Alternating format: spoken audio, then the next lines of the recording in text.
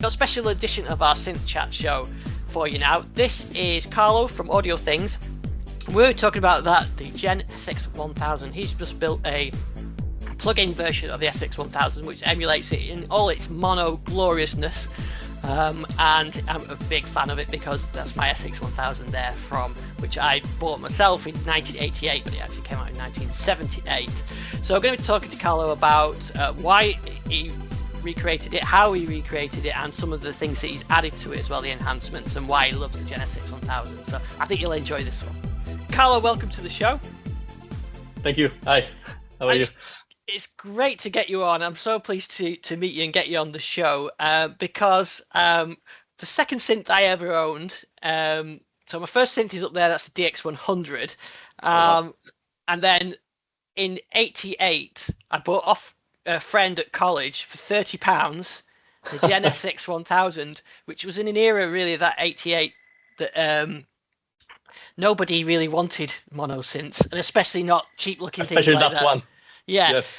And so I thought, 30 quid, yeah, why not? And it stayed with me ever since, and it's the thing that I always stays plugged in my rack. And then I saw about a month ago, you guys have released a virtual Jen SX1000, so I thought I really have to get you on the show. So welcome to the show, and I'm so pleased to talk to you. But first, tell us a bit about you and your background and how you got into developing synths and other products. Yeah, so thanks a lot for the invite. And so yeah, actually the Jen was my first analog synthesizer that I own, and I still have it. Probably I bought it 20 years ago or something like that. So, and it's still by my side. But so yeah, so let's talk about the so Audiothing. It's basically a small developer of plugins, and the team is just me, my partner, which she usually deals with customers, and I do the full product design and everything. I have a graphic designer that is is working as a freelancer, and I have lots of collaborators that help me through. As I'm a self-taught coder, and all the DSP stuff, it's all self-taught. And my background is actually in music. I have a degree in audiovisual composition. So every now and then I need help to do what I do. Otherwise, it would take me like months or years to just learn that stuff. In fact, the Jen, I hired, I don't know if you know him, is Stefan Stenzel. He was at one point the CEO of Waldorf Synths. Right. So that's so he is very, very knowledgeable, and he helped me develop the Jen, the SX1000. So the process. So I always wanted to do the emulation of this synth because there's nothing on the market that actually. There was an old freeware that sounded really, really bad, and there's some sample libraries, which is of course very, very limited. If you sample a synth, it's not worth it. Especially the Jen, it just doesn't. Yeah, especially the Jen. So I thought, okay, at one point I said, okay, I have loads of effects on the website, and I said, okay, I want to move to do more instruments. And so I said, okay, let's start with that, because that's as I said, it's the first analog synthesizer that I owned, and I still have it, and I actually modded it because I remember it's a very limited synth. And this product was actually very polarizing. I got like a lot of super enthusiastic people saying, "Oh wow, fantastic! That was my first synth, or my one of my first synths." And a lot of people hated it. Like really, like sent me messages like, "What? Why did you do that?" and stuff like that. And so it was a crazy response. I didn't expect such like very polarizing response.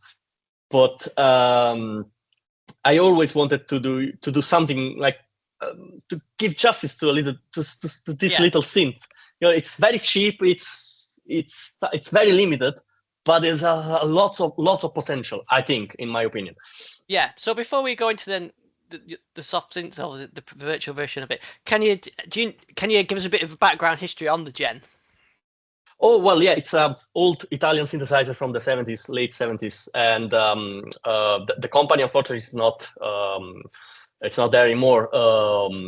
But it was at one point it was regarded as the poor man's Moog, mini Moog.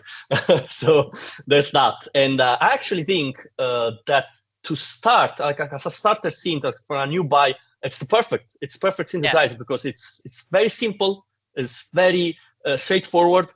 And for example, I have a mini Moog as well, and I always reach to the Jen more than a mini Moog, which is unusual.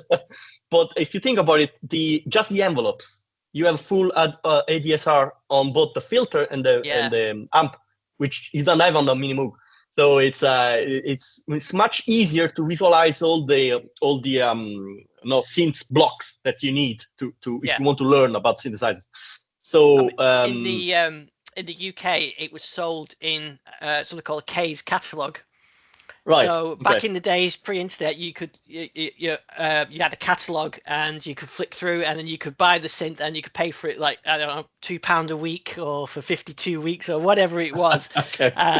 And that it was a real budget synth. But like you said, it's so clean.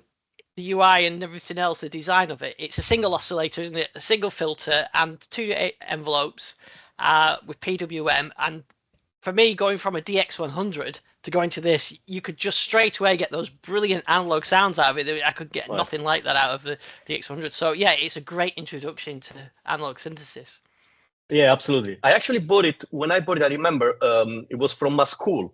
So they probably used it to, teach synthesis, which is great. It's really great. Yeah, but coming from a FM synthesizer to a simple analog synthesizer, I can imagine it's like a world-changing thing. But I always fell in love with it, especially the filter. It's raw, it's dirty, but it's nice. Yeah, you need to clean the pot every now and then, as you know. It's a bit annoying. So that's why also I made the plugin, because most of the plugins I made are stuff that I use every day. Not every day, but like constantly in the studio. So having the opportunity to have the digital version of that, it saves a lot of time of cleaning pots and that. I actually modded mine because it was very limited. I was playing as a session keyboardist in Italy 20 plus years ago, and it was limited. So I added a sub oscillator, which was very simple to do actually, because it's a simple flip-flop circuit that you can attach to the main oscillator. So you get at least a square wave 1 octave below, and that fattens the sounds a little bit more. There's also I've seen there's plenty of mods that you can do to the Jen. So it's very versatile in that regard. But otherwise, it's a very simple synth. Yeah. But that's why I also wanted to expand it a little bit with what I wanted. To have in the actual hardware, and I went a little bit far probably, especially the arpeggiator. Yeah. Well, you've got the interesting thing with the Jen. Am I right in saying it's got a DCO rather than a so VCO? That's very unusual. That's very unusual actually. It's a DCO hybrid. So it's basically there's like a very high oscillator that then gets divided to what it needs, and then it passes through this matrix. I don't remember exactly what was that, but it generates the three waveforms, actually two, the saw and the square, the pulse, that then you can change the width of the pulse. So it's a hybrid between a VCO and a DCO. But it's some says that it might be one of the first approach to DCO. I think one of the first real was probably the Juno. Can't remember exactly now, but if in that regard, it's probably the Jen is one of the first kind of hybrid DCO thing. So it's very stable actually. It doesn't drift, which is very, very good compared to my mini Moog that I need like 20 minutes to warm up and then have a steady sound. So that's it's kind of hybrid DCO. And then, so what was your approach to model it? Did you do you like open it up and look at the circuitry design and everything? Oh yeah. So we found the schematics, so that helps a lot. But as we found over the years, schematics can be completely wrong, or like components fail over time. So that's the choice you have to make. Do you want like a pristine version of that, or do you want the actual thing that you have, in your hands? And that's a tough choice. So at the end, I went to kind of like in between. So we got the circuit and we tried to emulate the full circuit like properly.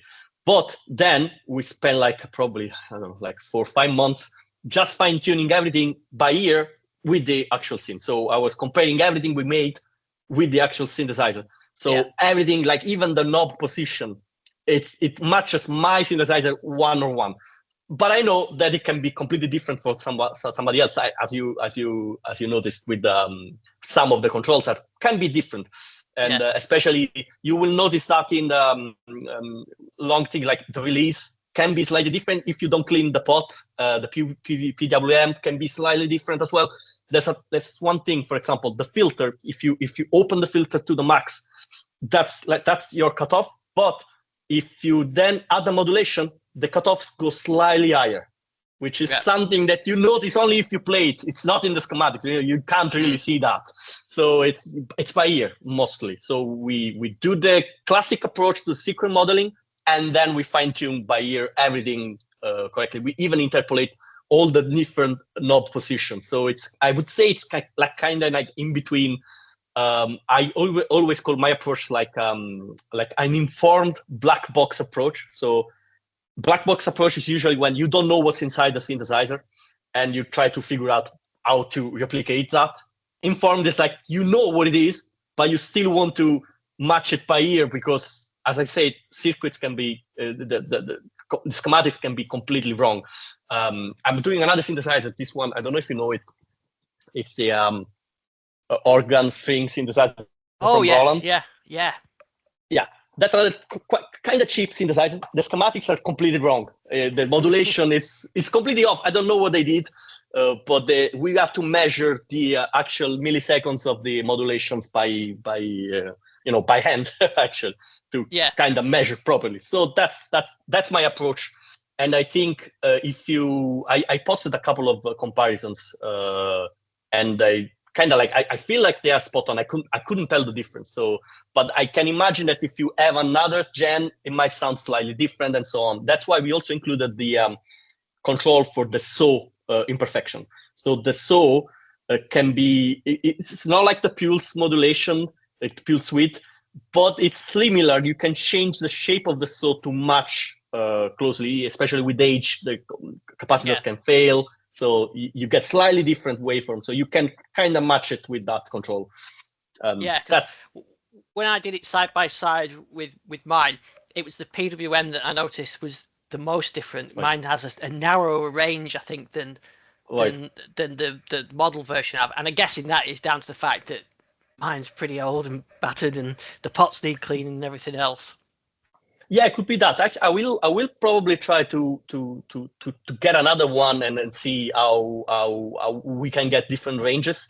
Because in other emulations that I did, I then found out, there's a version that add this thing and another version of the same thing that's completely different. So we can offer options, of course, ranges of control, which of course it makes sense. But then everything gets too complicated anyway. So it's a bit of a trade-off. Well, if you go for the plugin and you haven't got a gen, there's absolutely no issues with it. And even if I'm trying to match, I can match it exactly. So it's just that mine's got less of a range than the plugin version. So that's the best way. So I could find it good. But that's one thing I always loved about the gen is the PWM is really good, and it is. It especially if you get it low down with some good speakers, it really rumbles. It's brilliant. Yes, it is. It's unfortunate that the modulation, it's not like it could be slightly more than a simple LFO, but it's really a unique sound, and I don't think I found anything like that in any other cheap synthesizer of that era anyway. So that's quite unique, I think. And the filter sounds good. Is the filter sort of a unique gen design, or is it common filter? So the filter is another thing. Something is at 12 dB per octave, another say it's 24, so 4 poles, 2 poles. I think it's actually in between, and I don't know if it's due to the design or to the failure of the components. I'm not 100% sure, but there was a website that analyzed the filter, and it came up to like 20 dB per octave, which is like, how do you get that? Like, it could be like 18 or 24, so it's kind of in between. So we try to match that as closely as possible with the easiest way to do that is with a noise. So you see the noise, how it's cut, and you try to match the slope. So we match that slope, and it's I suppose that's also the beauty of the Gen, because it's kind of unique filter. It's completely different than anything else I've seen. And especially the resonance can go really high and self-oscillate and be very, very dirty and like gritty, raw sound. Yeah, because I tried modeling the Gen on my multi-poly, which has got loads of different filters in there. You've got the SEM ones, and you've got the monopoly, and you've got a Moog, and I still couldn't get it right, which was backing up to what you're saying. But that's the thing. That's when I started before getting the help from Stefan Stenzel. I tried with simple blocks to see what we could match, but it was not there, because it's kind of like in between, and that's the beauty of it. And I don't understand why some people regard, okay, this is cheap scene that sounds cheap. It doesn't sound cheap. It is a cheap scene and limited scene, but it's unique sound, and you can't really get that sound anywhere else. That's the sound of the Gen, which I suppose it's, if you want that, you get that. Yeah, I mean, I think perhaps it's because there's not a lot of modulation cable. There's no mod wheel or pitch bend or anything like that. You can do pitch bend with the tune, but you've got to put it back to the middle. Yeah. Which is not too far from the original Mini Moog that didn't have the spring on the, which kind of, but yeah, of course, it's not ideal. But I suppose that's the limit. But with limits comes like also the beauty, I think, of the instrument, because you learn from the limits, you learn to deal with it. And another thing now that I think about comparing to the Mini Moog, the key priorities, it's inverted from the Mini Moog. So I used to play all some of the Italian prog rock covers at 20 plus years ago, and you can't really do that on the Gen, because the priority of the keys of the mono legato, it's inverted. So the first thing I did on the emulation was to offer all the options, like up, down priority, or last priority. But then we found out that the actual chip inside the Gen can be modified with a pin, and you can invert that. I didn't know until I made the emulation. So you can actually go open the Gen and switch the key priority, which is cool if you want to like mimic the Mini Moog more. Yeah.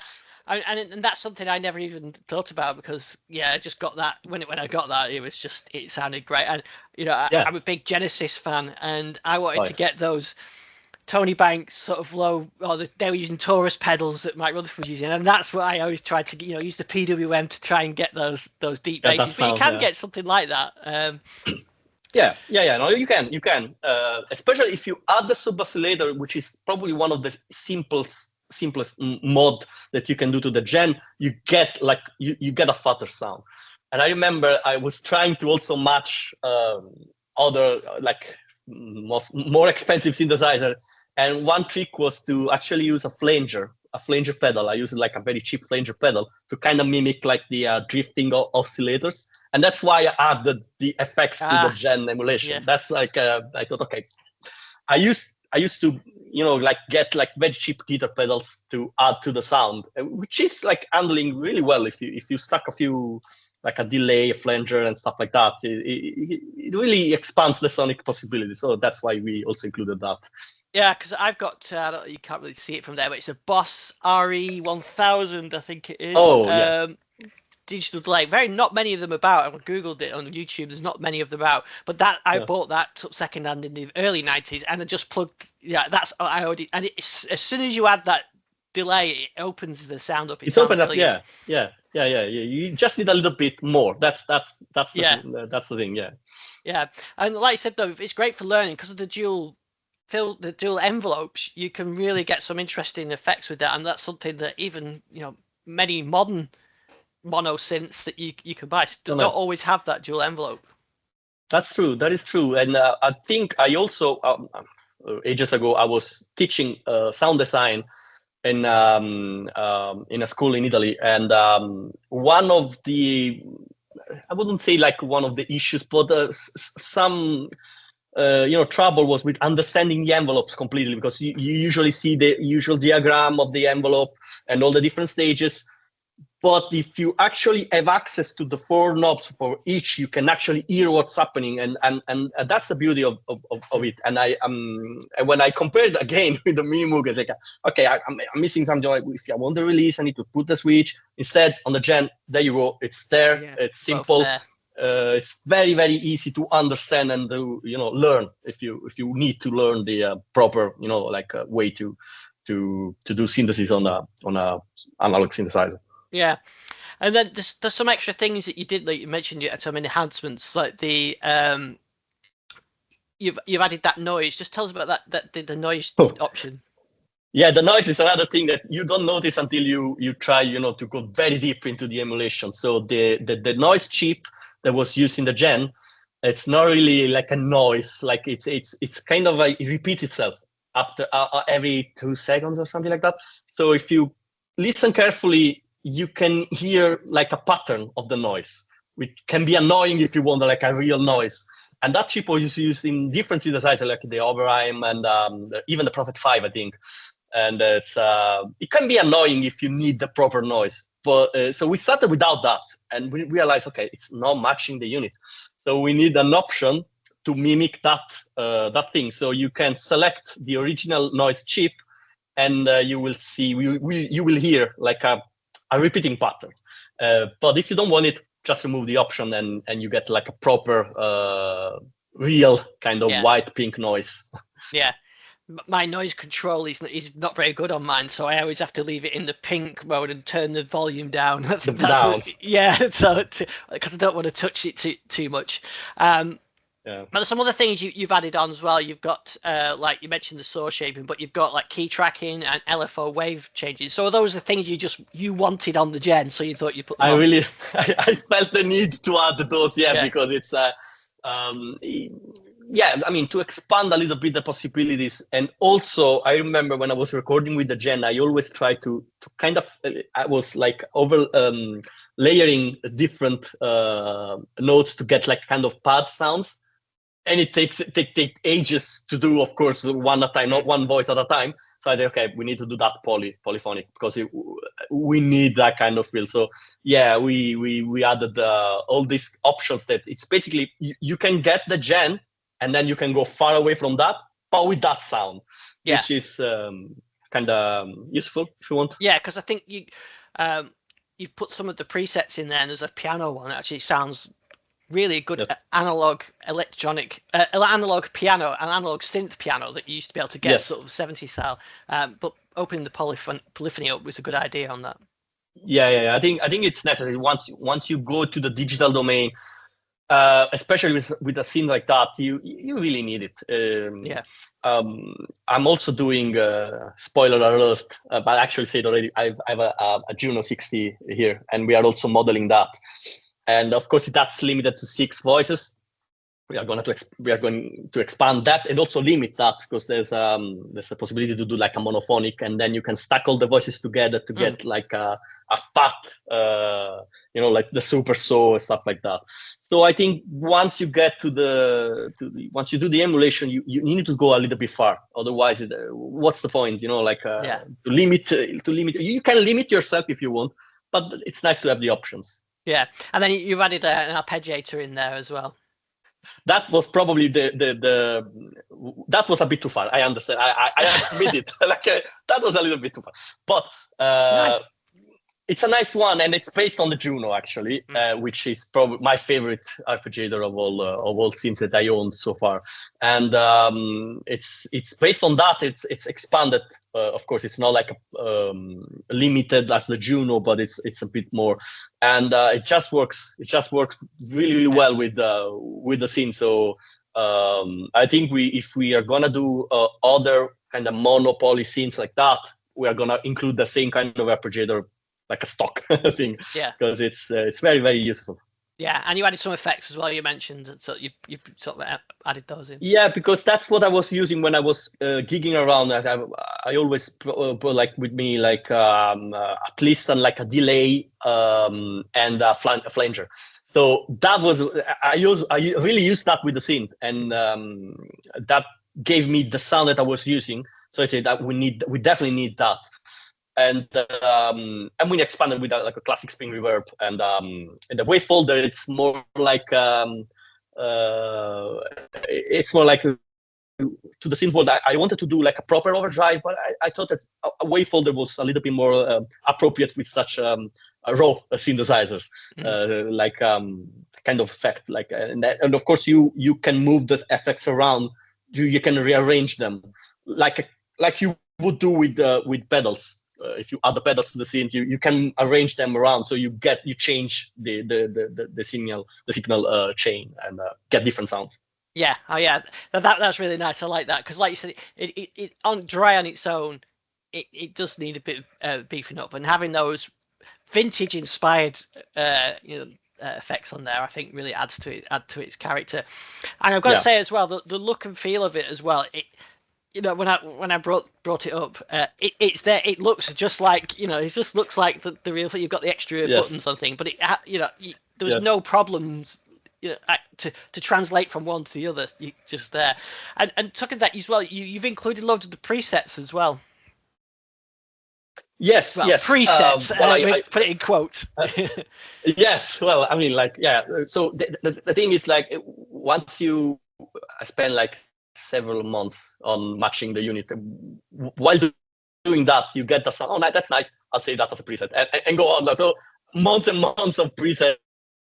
And I'm also lucky that my beta testers usually send me some presets as well. So that's a nice collection of possibilities. But yeah, what kind of what I meant by the presets was Jen actually had the cards, didn't they, that you fit over them? Yeah. You've included those. Okay, I know what you mean. Yeah. No, well, I wanted to do it. One of the first iteration of the GUI was the white sheet on the front panel. I still want to do something like that, but I don't know if I'm gonna do that road, because it's a little bit more complicated. But it would be nice. I never had the original, but I found the files online and I printed some. Back then, it was difficult to do, to cut all the knobs, but it was a nice thing. Actually, people think that there's two versions of the Jen. They think that there's a black one and a white one. They don't realize it's the patch, it's the preset thing. I've never seen the presets. I've seen the files that you mentioned, but I've never actually got to try them. I guess nowadays you could do something quite cool, like you could 3D printer one of the presets and put them over. Yeah. Yes, I have I actually 3D printer. I never thought about it. I can probably do something like that. It is large though, but that could be nice. But the presets didn't really sound like the cards that that was the whole thing, wasn't it? Of analog synths in the 70s, you even had preset synths with buttons on, like the Pro Soloist and things, which didn't sound like what they were supposed to. Yeah. Actually, the successor of this one, of the Jen, there was a SX1000, which was more like a preset synthesizer. It was I didn't really like it, but it was more like to put on top of organs, so you could switch presets quickly. More like there was like the mini Moog, the Moog satellite, I think, kind of like that feeling. But I mean, I rather prefer the white patches on top. To you put the pen and all the signs. It is what it is. Yeah, I mean, it's such a I think it's such a brilliant thing to recreate that. When when I saw it come out, I thought, this is amazing. This is something, of my synth heritage, going back. So I was so pleased that you've done that. And I've got to say as well, you're not really making it hugely expensive. What is it, €69? Yeah. That's that. We usually have also some intro price and some sales every now and then. But I feel like our price is like not super expensive, not even super cheap. It's kind of like in between. Which is, I think it's fair because we spend a lot of time on that. Yeah, I think, and you've got a demo version available as well. Yeah. So you can try the demo, and there's few limitations, but it's fully functional. So you can try all the features of the synth if you want. Yeah. Well, it's certainly cheaper than trying to buy a new gen, or a gen off eBay or whatever, reverb, because they're actually quite expensive. The prices are getting crazy, really crazy. Like I saw one was 1,000, which I think it's like it's not worth it, not that price. As I said, I paid €150 20 years ago. You paid £30, something like that. £30 in 1988. Yeah. It has got the top C key is wonky. But I've never been able to find the part. There was a company, I think, online in Italy that were making parts, but they didn't have the top C key. So I've still not sourced that one. Yeah. Yeah, but it's probably easier to get a beat up gen for cheap and just get the parts. If it's the price is good enough. But yeah, the prices are getting crazy due to the vintage effect, the vintage factor, which is understandable. Still, 1,000 for a simple monosynth, it's definitely not worth it. No, but it was definitely worth it. £30. I was very. Oh yeah, for sure. Absolutely. Yeah. I think I was, but It was just good timing because it was the sort of like I said, it was just before sort of the acid house and that sort of squelchy sound came out, and it was just the right time. So it's something that's been always been dear to me. The SX1000, and like you said, it's a great synth to learn on, and I think anyone wants to have where they don't know where to start with analog synths could do well by just getting your plugin and just playing with those envelopes and things like that, and in the basic mode, it's a great way of learning analog synthesis with some character as well. That's exactly yes. Yeah, and I think the limitations force you down certain directions, which become creative as well, which I think is always great. So I believe so. Yeah, I think it's a brilliant project you're doing. Just before you go, just tell us about some of the other products you've got. So, well, I mostly am FX. I'm just recently trying to move to synths and instruments. So one of my latest instruments are the filicorda organ, which was a Philips, a Philips organ. So it's very unique sound, and it's a classic top octave divider kind of thing. So you get the full polyphony of the 12 oscillators that are on top. And I also am a fan of the Wurlitzers. So I got two Wurlitzers, a 200A and a 200. So we did the emulation of that. And because I always felt that the sample libraries of Wurlitzers are not there, not fully there. So we kind of combined physical modeling with samples to get the kind of sound of the two Wurlitzers that are in my studio. And but we also have effects like my favorite one is the space echo emulation, which is actually the echo in the Jen plugin that I have. It's based on the space echo that we have here. So that's the thing. The classic tape echo. But yeah, that's plenty. There's another favorite of mine is the Type A. I don't know if you know about it. The famous Dolby A trick that was called. Also, it's a noise reduction unit from Dolby that was misused to process vocals or acoustic stuff.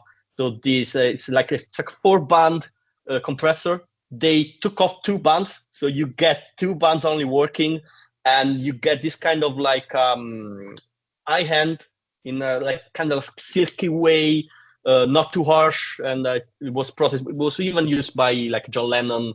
Some actually call it a John Lennon vocal effect or something like that. So this is plenty. So as you can see, I'm focused on the kind of like vintage, obscure stuff, like rare things. That's what interests me. So that's what I do. Yeah, that's brilliant. Well, I really enjoyed chatting about today, and as I say, I love the plugin, and it's great to have something like that. And I think we'll have to get you back on then when you release your next instruments, the RS. I think that's going to be interesting. So is that your next? That's the next big one. Yeah, it's actually I hope to release it like as soon as possible. So it's done. The emulation is done. We are just doing the content, so video, demos, stuff like that. But it's nearly done. So hopefully soon. Hopefully soon. Well, when that drops, give me a shout, and we'll get you back on. We'll talk about that as well. Absolutely. So I really appreciate you joining me on the show today. That was really, really good. And keep up the good work.